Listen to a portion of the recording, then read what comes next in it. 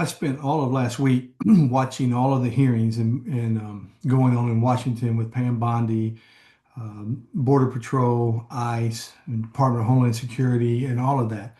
And it was great theater. It really was.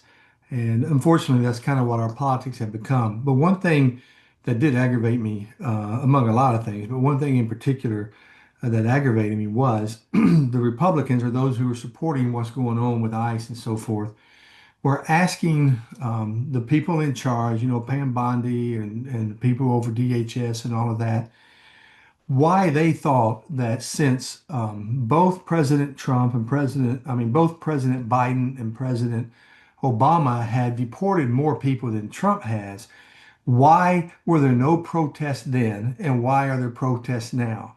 And obviously that was a setup question. And the immediate response from everyone was because of social media, because of the media, and because of all of the protesting that's gone on.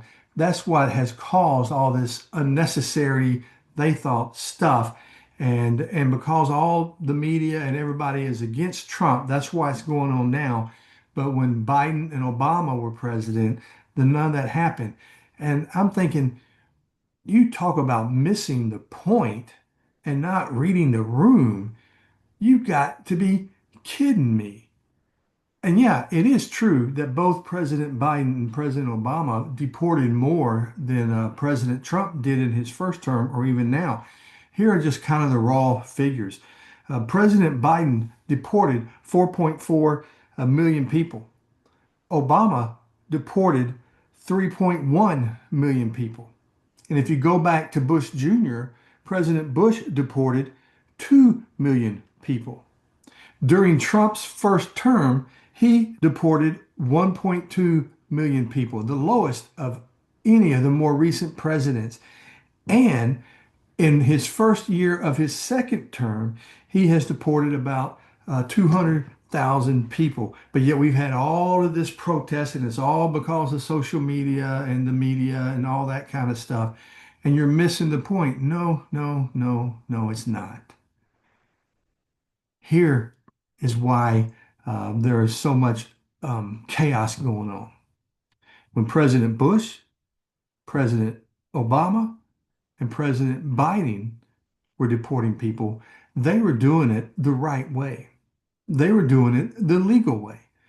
They were quietly going about picking up the worst of the worst, or people who had orders to deport, picking them up without a lot of fanfare, with no photo ops, with no threats of security, picking up those people who needed to be deported and deporting them. What President Trump has done is he has significantly increased the budget for ICE. And they come into communities in force, armed, and masked. They jump out of helicopters in the middle of the night and overtake an entire apartment building, handcuffing children to get maybe two or three people who they were looking for. Trump's ICE uses intimidation and fear to try to intimidate people and to scare them into doing what needs to be done, and brutally beating, arresting, and killing people. Not just the two people they killed on the streets in Minneapolis, but there have been several people who have died, or who have died while in ICE custody, or who have been shot. That's why there's a national uproar.